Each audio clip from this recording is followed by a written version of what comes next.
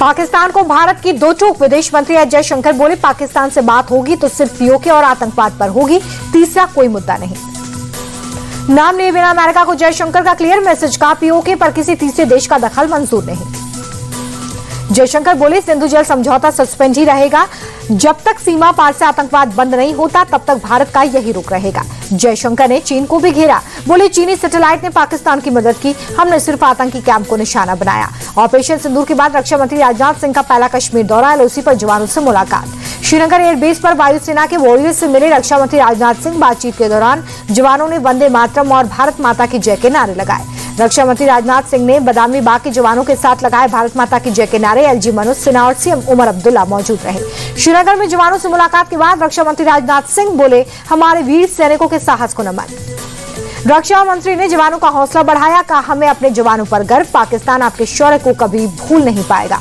श्रीनगर में army chief Upendra Dwivedi चिनार core के जवानों से मुलाकात की, ऑपरेशन सिंदूर को लेकर जवानों की तारीफ। नागरिक उड्डयन मंत्री राममोहन नायडू ने श्रीनगर का दौरा किया, एयरपोर्ट पर सुरक्षा व्यवस्थाओं का लिया जायजा। हवाई अड्डे की समीक्षा के बाद नागरिक उड्डयन मंत्री बोले कि हमारी सेना ने आतंकियों को दिया मुंह तोड़ जवाब। एलओसी से सटे पुंछ में मदद के लिए इंडियन आर्मी का door to door campaign, Pakistan की गोलीबारी में प्रभावित लोगों को दवा और राशन की मदद।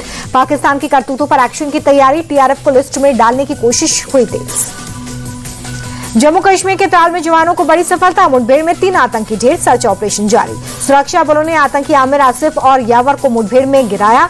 त्राल के नादिर इलाके में जवानों और आतंकियों के बीच में मुठभेड़। जम्मू कश्मीर के पहलगाम में निकाली गई तिरंगा यात्रा, ऑपरेशन सिंदूर की सफलता सेना के सम्मान से निकाली गई।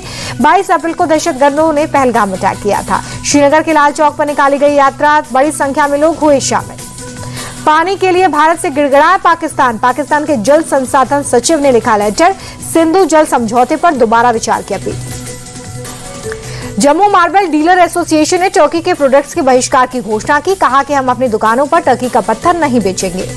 चीन और टर्की के विरोध में जम्मू में सड़कों पर उतरा बजरंग दल, पुतला फूंककर पाकिस्तान के समर्थन पर जताई नाराजगी। टर्की के बहिष्कार पर देवेंद्र फडणवीस बोले, जो पाकिस्तान जैसे देश का समर्थन करे उसे सबक सिखाना जरूरी है। जेएनयू के बाद जामिया इस्लामिया यूनिवर्सिटी ने भी टर्की के खिलाफ लिया बड़ा एक्शन, सभी एजुकेशनल संस्थानों से किए गए एमओयू सस्पेंड किए। कानपुर यूनिवर्सिटी भी टर्की के खिलाफ कड़ा रुख अपनाता नजर आया, इस्तांबुल यूनिवर्सिटी के साथ एमओयू को रद्द किया। कर्नल सोफिया कुरैशी विवादित टिप्पणी करने वाले एमपी के मंत्री विजय शाह को सुप्रीम कोर्ट की फटकार।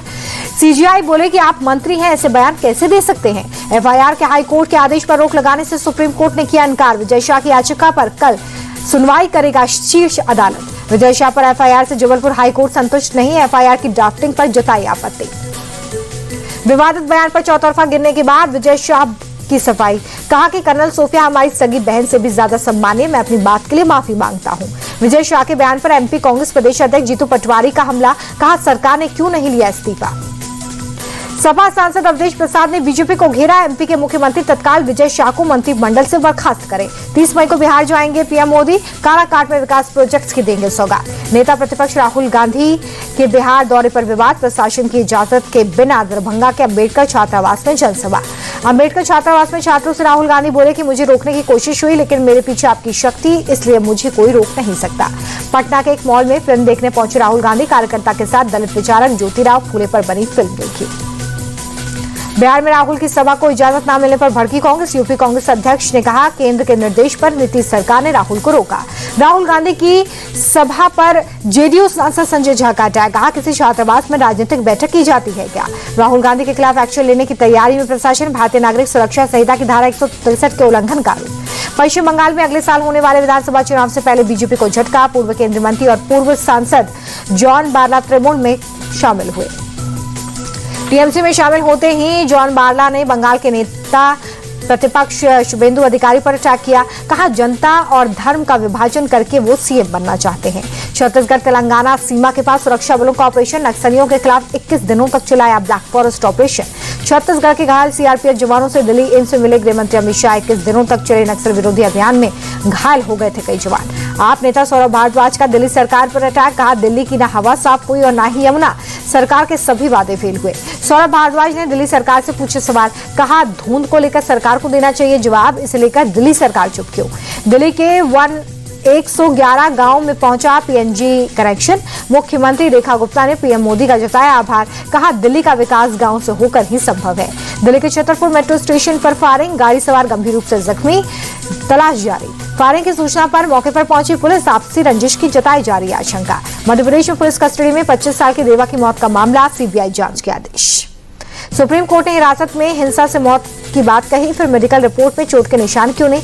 इससे बेहतर कोई कवर अप हो सकता है क्या? शेयर बाजार ने फिर पकड़ी रफ्तार, सेंसेक्स 1200 अंक चढ़कर हुआ बंद, निफ्टी भी 395 अंकों के उछाल के साथ बंद।